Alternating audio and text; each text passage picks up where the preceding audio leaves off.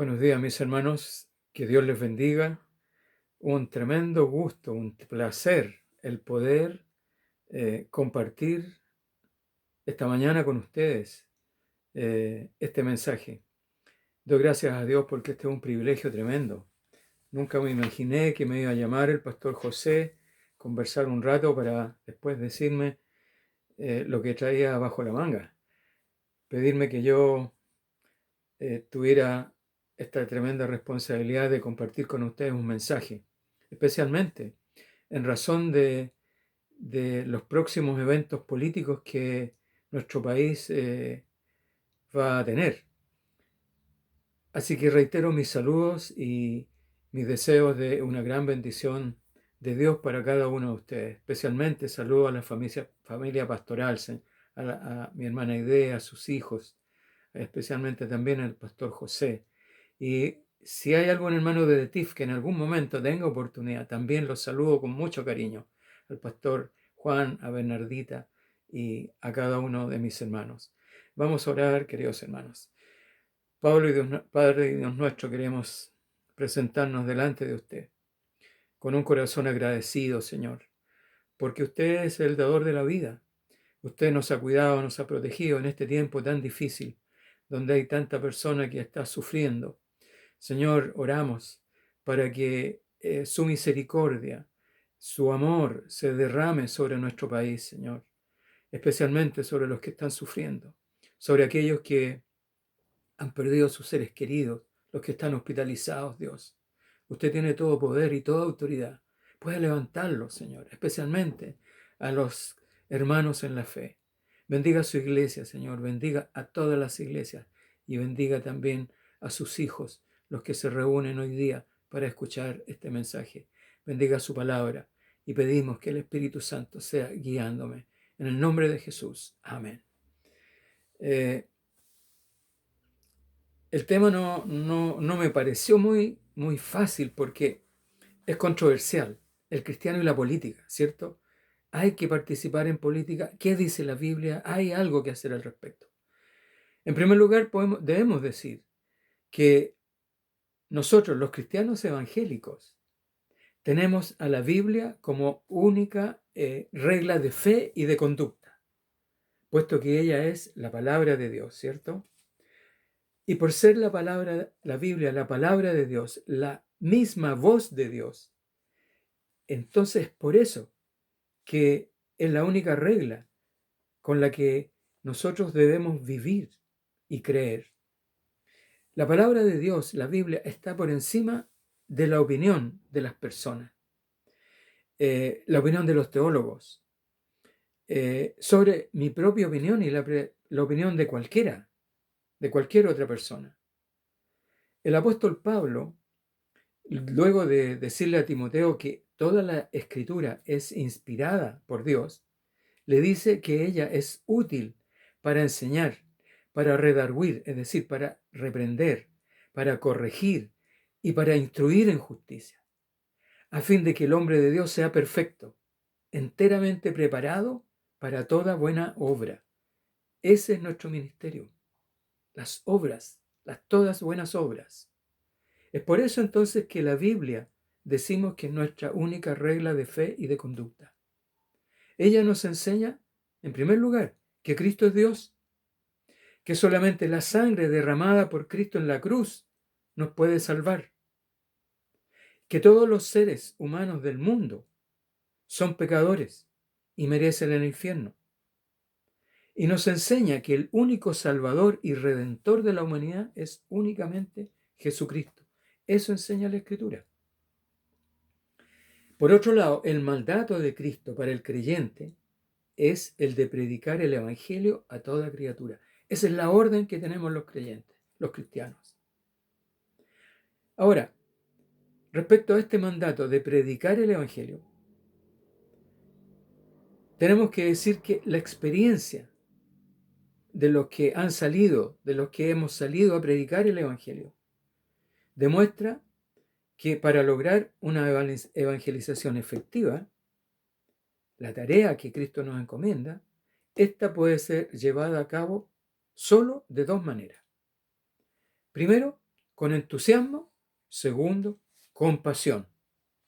Hay dos formas de predicar el Evangelio, con entusiasmo o con pasión. Y en realidad pareciera que no hay mucha diferencia entre las dos cosas, pero es evidente que tener pasión es mucho mejor que tener entusiasmo, ¿cierto? Y la pasión gobierna al entusiasmo. Además que la pasión es contagiosa. Entonces, tener pasión por algo o por alguien desde el punto de vista del Evangelio significa vivir como Cristo vivió. ¿Y cómo vivió Cristo? Él tuvo compromiso con la obra. Él fue fiel. Él fue recto, justo. Él tuvo veracidad en todo momento. Nunca faltó a la verdad. Él fue leal con sus discípulos. Nunca les falló. Fue honrado. Siempre dijo lo que era verdadero. Fue ejemplo de humildad. Hoy día el mundo está, cada hombre, su centro de la vida es el orgullo, la vanidad. Cristo, humilde. Fue modelo de amor abnegado. No es necesario hablar del amor de Cristo, ¿cierto? Todos sabemos hasta dónde llegó Él con su amor. Entonces, los creyentes debemos tener esta misma actitud en nuestra manera de vivir que tuvo Cristo. Cuando vayamos a cumplir el mandato de ir hasta lo último de la tierra haciendo discípulos, recordémonos cómo fue Cristo. Entonces, tener pasión como seguidor de Cristo significa ser capaz de llegar a sufrir y de padecer como Cristo padeció, obedeciendo el mandato que le había dado su Padre, cumplir la voluntad de Dios. Cristo traspasó este mandato a sus discípulos y Él puso condiciones a sus seguidores. Él dijo que para ser sus discípulos, dijo cosas tan extremas como decirles que el que ama a padre, a madre, más que a mí, no es digno de mí. El que ama a hijo o a hija más que a mí, no es digno de mí. Mateo 10:37. Tremenda dificultad. Tremenda dificultad. Entonces pregunta, ¿hay algún ejemplo de alguien que haya podido vivir de esta manera? Sí la hay. La Biblia lo relata. Un ejemplo fue el apóstol Pablo. Él fue alguien que dejó ejemplos sobresalientes de pasión como seguidor de Cristo y para predicar el Evangelio. Ejemplos que difícilmente, yo creo, se van a volver a repetir. Vamos a considerar el texto de Filipenses 3, del 7 al 10, para reflexionar el tema de esta mañana. Filipenses 3, del 7 al 10. Digan amén los que ya han podido encontrar el texto. Filipenses 3, del 7 al 10. Veamos lo que dice la palabra. Pero cuantas cosas eran para mí ganancia, las he estimado como pérdida por amor de Cristo. Y ciertamente, aún estimo todas las cosas como pérdida por la excelencia del conocimiento de Cristo Jesús, mi Señor, por amor del cual lo he perdido todo y lo tengo por basura para ganar a Cristo y ser hallado en Él, no teniendo mi propia justicia, que es por la ley, sino la que es por la fe de Cristo, la justicia que es de Dios por la fe, a fin de conocerle y el poder de su resurrección y la participación de sus padecimientos, llegando a ser semejante a Él en su muerte. Tremendas palabras del apóstol. Para él, todo lo que había vivido antes de conocer a Cristo ya no tenía importancia. No tenía ninguna importancia. Este texto es parte de la carta que Pablo le escribió a la iglesia de Filipo. Y allí Pablo está haciendo una advertencia a los creyentes. ¿Cuál era? El de no colocar otras creencias por sobre lo que debería ser su pasión, su deleite, su fervor. ¿Cuál era? La predicación del Evangelio y la evangelización de los incrédulos.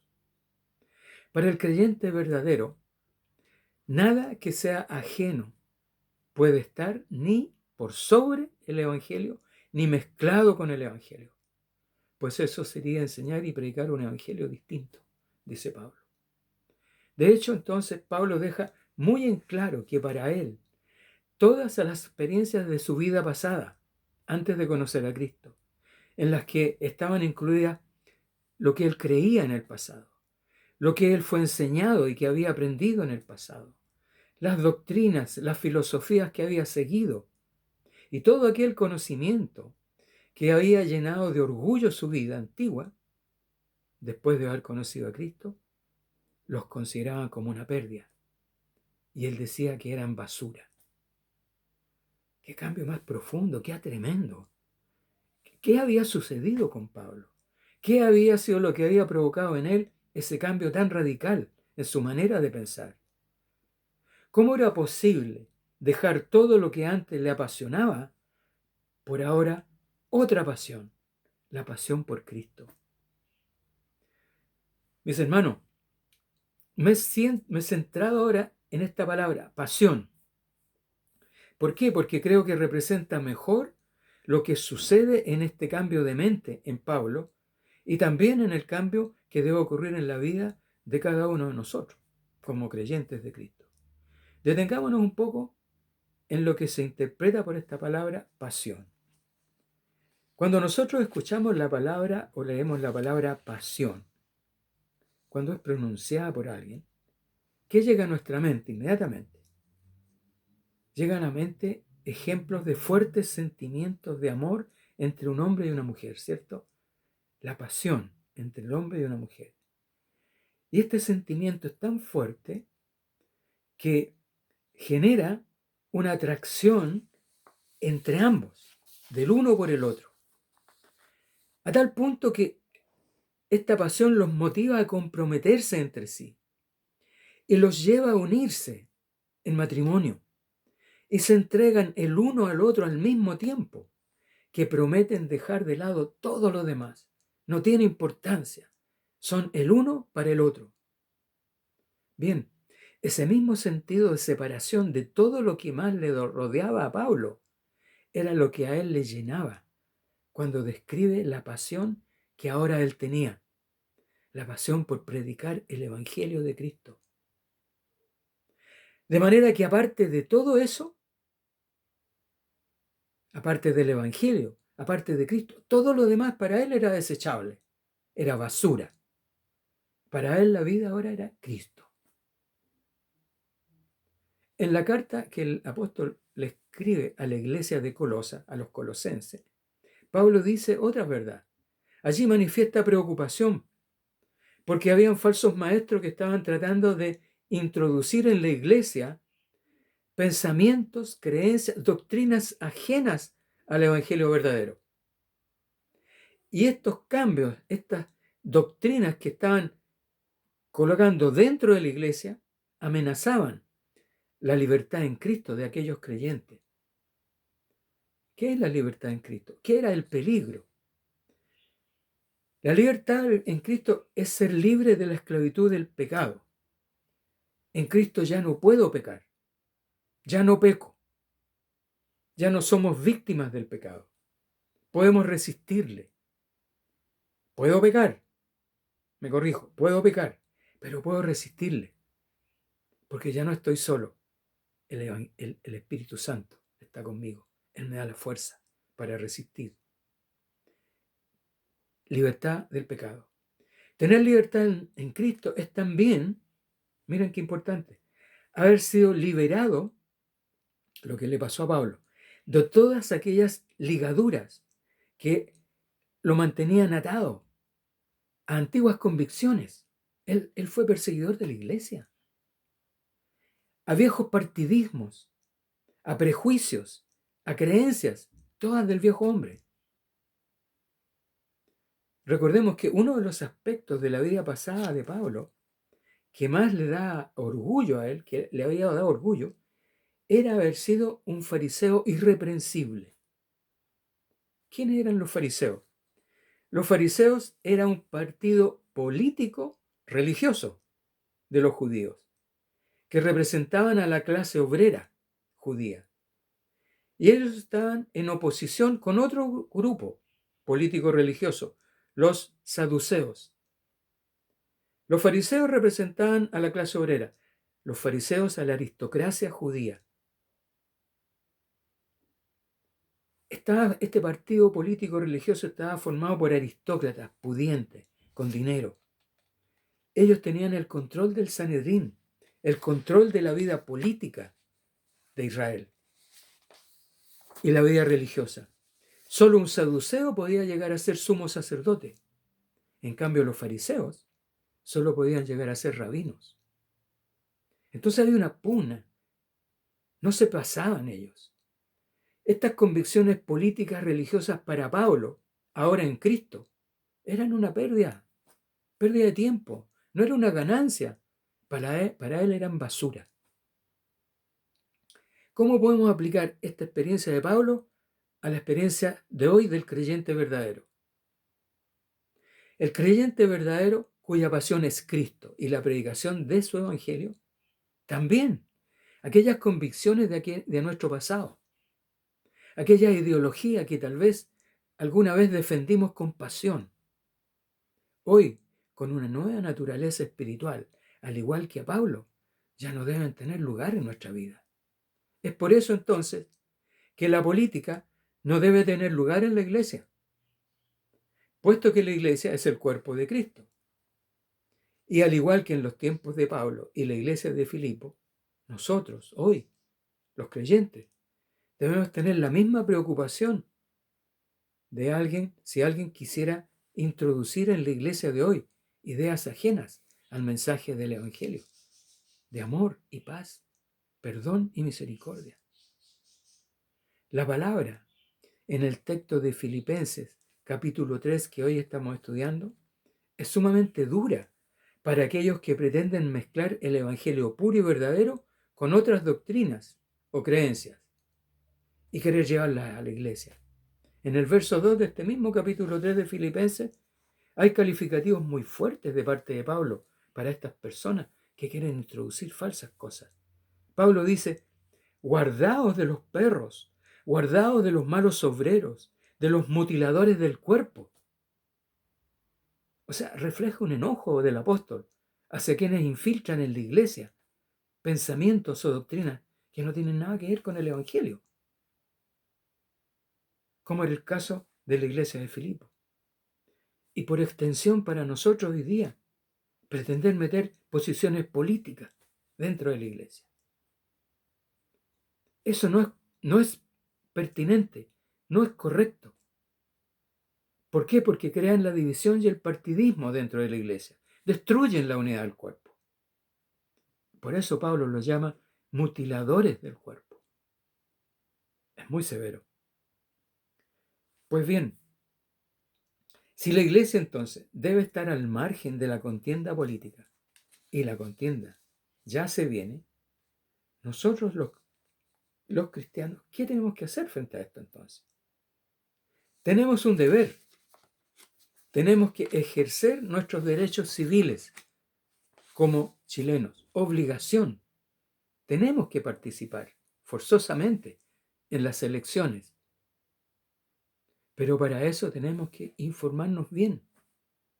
No dejarnos arrastrar por palabras o por réclames o propagandas sin que nosotros estemos bien informados en las fuentes correctas, fidedignas, a fin de poder expresar libremente nuestra opinión en las urnas. Nuestra pasión por Cristo nos debe ayudar a ser prudentes y cautelosos con cualquier contaminación del Evangelio en la iglesia que nos lleve por un camino que nos aleje de Cristo y sus enseñanzas. Las enseñanzas de Cristo eran en Mateo 5. Ahí están todas las enseñanzas de Cristo. Ahí están las leyes del reino. Nosotros pertenecemos a un nuevo reino, el reino de Dios. El cristiano verdadero, entonces, debe ser reconocido como un alegador, como una persona opinante, como una persona que está dando cátedra sobre los acontecimientos del día. No. El verdadero cristiano debe ser reconocido como una persona que predica el Evangelio del Señor Jesucristo. No hay ninguna relación entre el reino de Dios y el que ahora haya o no haya una nueva constitución para nuestro país. Definitivamente nuestra labor no es ser políticos. Porque piensen lo siguiente, queridos hermanos. Suceda lo que suceda al final de este proceso político en Chile, tenga la certeza que nada de eso va a afectar al reino de Dios. Jesús dijo, mi reino no es de este mundo. ¿Y de qué reino somos nosotros? ¿Del mundo o del reino de Dios? Pero aquí hay algo. Tenemos libertad. Si tú, hermano, quieres hacer algo que no tiene nada que ver con la eternidad y que no tiene relación con el crecimiento del reino de Dios, entonces dedícate a la política, haz política. Júntate con los políticos, participa de la política. Dios no te condena por eso, pero ya no estás participando como cristiano, estás participando como una persona civil, cualquiera. Tu fe es incompatible con la política.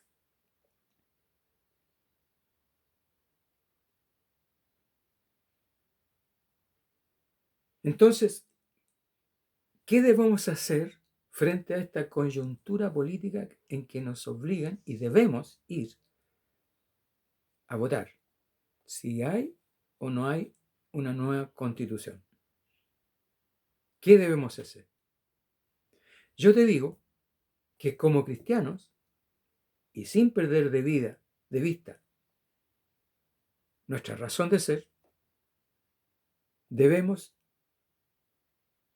aprovechar toda oportunidad que se nos presente para defender la justicia en la sociedad y para evitar que la maldad y el abuso del poderoso sobre el débil triunfe. Y hoy yo creo que hay una oportunidad si votamos por el cambio. No estoy haciendo propaganda, porque ya tenemos la experiencia con lo que tenemos. ¿Cómo está el país? ¿Cómo están los derechos de las personas más débiles frente a los que tienen el control a través de los recursos?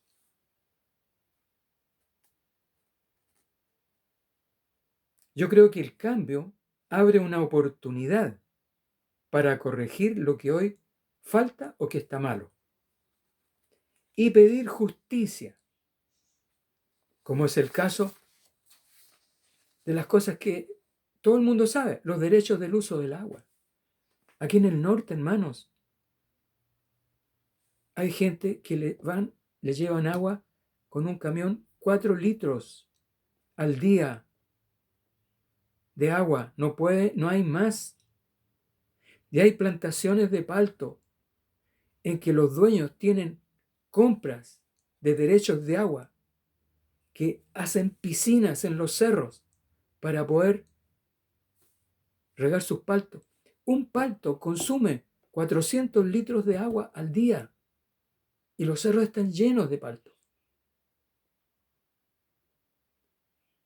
El palto es una actividad económica.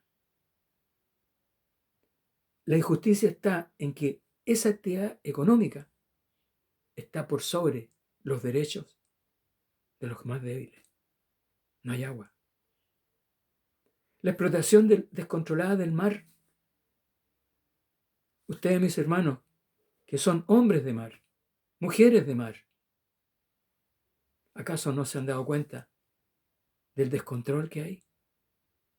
y cómo el dinero es el que tiene todo el poder. ¿Qué pasa con el bosque nativo? ¿Qué pasa con los salarios, la educación, la salud, la vivienda? Esos son puntos sensibles donde tú vas a tener la oportunidad de dar tu opinión. Seguramente que van a ser cabildos, van a ser reuniones, los alcaldes, las juntas de vecinos. Yo no sé cómo ir a hacer eso. Pero el punto de partida es votar si hay o no hay cambio. Lo que viene todavía falta saber cómo se va a hacer, pero haber una oportunidad. Insisto que la Iglesia debe quedar al margen de la política, porque son las buenas nuevas del perdón y la vida eterna lo que constituye el centro de nuestra pasión, es decir, la salvación del alma por medio de la fe en Cristo. Lo otro es un accidente que no influye en el plan de Dios. Vivir según el Evangelio, vivir según nuestra pasión por Cristo, nos obliga a que nuestra fe sea una fe que salva, una fe no adulterada, una fe pura y auténtica. Mis hermanos, miren, es imposible entrar al reino de los cielos con rencores, con envidias, con acepción de personas, sin haber perdonado las ofensas, o habiéndonos gozado con el fracaso o el dolor o las derrotas de nuestros contendientes. ¿Se entiende por qué la política no puede ni debe estar en la iglesia? Simplemente porque en la política lo que abunda es precisamente todo lo que antes ya señalé. Envidias, rencores, peleas, ofensas. Entonces, mi querido hermano o hermana, todos tenemos un deber, votar, pero también informarnos. Tengamos presente lo que Dios dice. Si pues habéis resucitado con Cristo, buscad las cosas de arriba, donde está Cristo sentado a la diestra de Dios. Poned la mira en las cosas de arriba, no en las de la tierra, porque habéis muerto y vuestra vida está escondida con Cristo en Dios. Que el Señor les bendiga, mis hermanos, y espero que esta palabra haya servido de algo para que ustedes, con corazón limpio, con conciencia limpia, vayan y ejerzan sus derechos civiles. Un abrazo cariñoso para todos. El Señor les bendiga, mis queridos hermanos. Vamos a orar. Padre Dios nuestro, su palabra nos dice que el Señor Jesús, cuando oró al Padre, dijo: Padre, guárdalos, porque aunque están en el mundo, no son del mundo. Yo oro por todos mis hermanos, para que su fe no flaquee, para que tengan sabiduría de no contaminarse con aseveraciones que son verdad, cosas que tratan de amedrentar, cosas que tratan de meter miedo. Hay leyes como la libertad de culto aquí en Chile, que no hay forma de eliminarlas, porque la libertad es precisamente lo que se representa ahora en la posibilidad de ir a votar. Somos libres de creer. Entonces, Señor mío, pido que usted sea con su Espíritu Santo, gobernando las conciencias, gobernando las mentes, dándoles sabiduría. Proteja a mis hermanos de esta enfermedad que está azotando el mundo. Llénelos de fe. Vivifique su iglesia, Señor. Pasando este tiempo de prueba, que su iglesia salga triunfante, gloriosa y fortalecida. Todo esto lo pedimos en el nombre de Cristo Jesús. Amén. Que el Señor les bendiga, mis hermanos. Les quiero mucho. Amén.